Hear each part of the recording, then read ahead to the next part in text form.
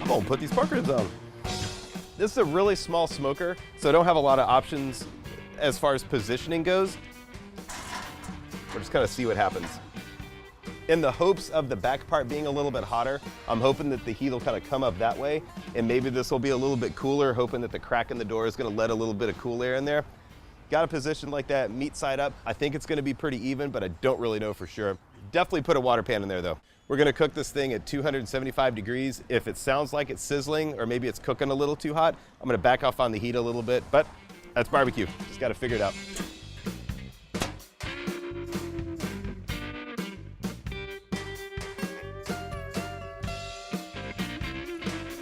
Well, it's been about 2 hours. So I think we're gonna check these ribs for color. They should be about right. They're probably not too dark, but what I'm looking for is kind of a golden mahogany kind of color. I'm gonna spritz it with a little apple cider vinegar, maybe a little bit of apple juice, just to get it kind of wet, and then I'm gonna sauce it with whatever sauce. I'm using a sauce off the table here at the barbecue restaurant, but you could use anything you want. Just make sure it doesn't have too much sugar. I'm gonna open up this thing, and remember, if you're looking, you ain't cooking. Oh, hey, little bud. Ah, it's looking real good. So that's about the color I'm looking for before I sauce it.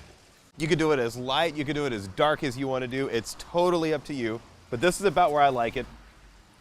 I'm gonna spritz a little bit of apple cider vinegar. You could do apple juice, you could do water, you could do pretty much anything you want.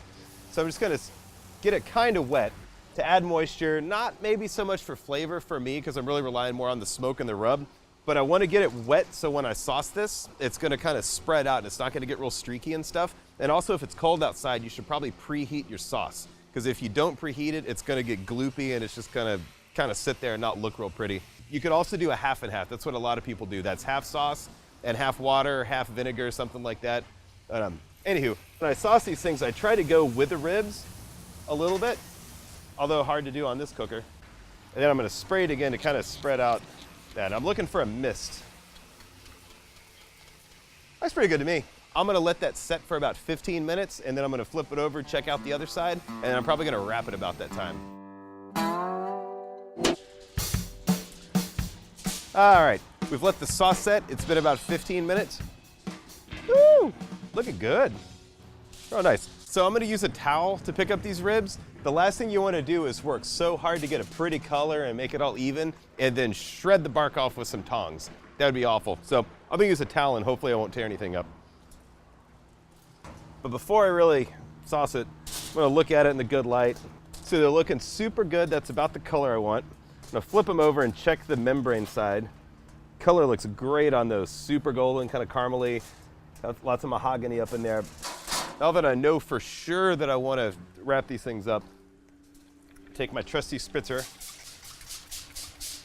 just to help the sauce spread out a bit. I'm just gonna squirt some sauce, and this is just a normal sauce that we use here at the barbecue place. It's just the sweet sauce off the table. You could use anything you want. You could go to the store, you could make something. Lay it down, meat side down. I like to throw a little spritz on there, just for fun.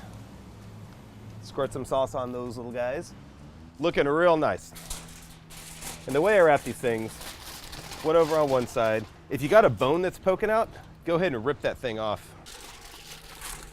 If you have bones poking out, it's probably gonna tear your foil.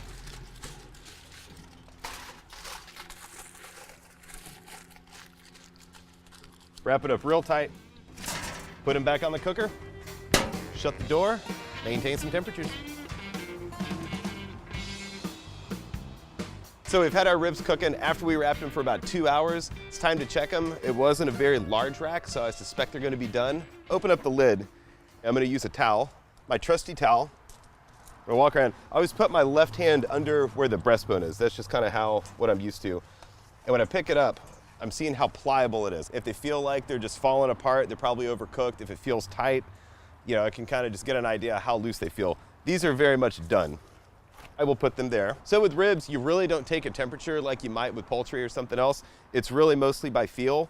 This is gonna be the thinner part, so it's gonna get done a little bit faster. This tends to have more fat. That's where we trimmed off the breastbone. It'll also cook fast, but generally for me, the last ones to get finished are right around in here.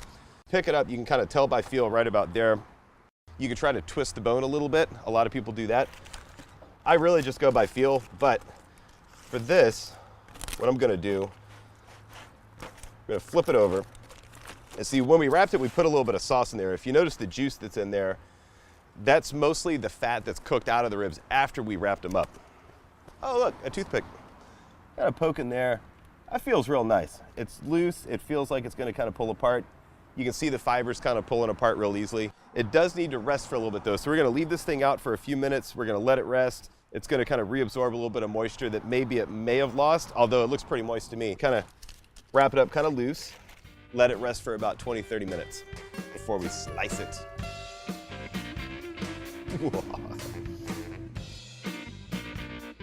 So we've got the ribs rested. They're looking nice.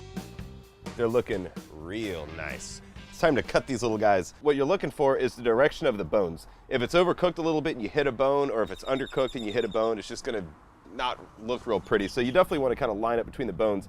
One thing you could also look at where the meat is raised up between the bones, and that kind of tells you where you're gonna wanna cut these things. So with that in mind, we're gonna start slicing. That's a great little snack right there. It's really nothing to it. It's pretty easy.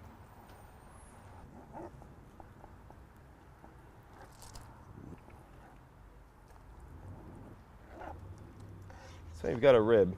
What you're looking for in that rib is you want to be able to see a smoke ring around there to show that you actually got smoke on it. You want it to be really as tender as you can get it without actually falling off the bone. I think these ribs are looking real nice. All right, so we got this rack sliced up. I think it's about time to eat. This one looks pretty good. Let's get this party started.